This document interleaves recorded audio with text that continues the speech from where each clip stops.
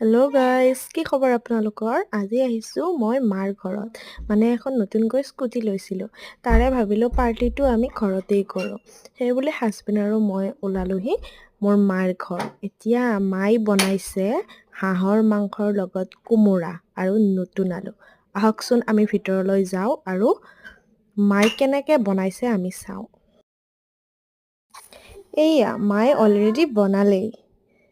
হাঁহ আৰু কোমোৰা, তাতে নতুন আলু। উফ, কি কম্বিনেশ্যন। মোৰতো দেখিয়েই জিভা পানী পৰিয়েই গ'ল। মায়ে কৈ আছে ভিডিঅ' নবনাবিয়েই, চৌকাটো লেতেৰা হৈ আছে। মই কৈছোঁ একো নহয়, এইটো গাঁৱৰ পৰিৱেশ, এইটো সকলোৱে বুজি পাব।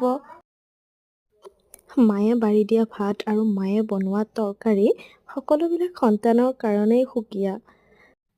যি কি নহওক বহুত কথাই ক'লোঁ, আঞ্জাখন কিন্তু মায়ে মজ্জা বনাইছে। আজিলৈ আহিছোঁ।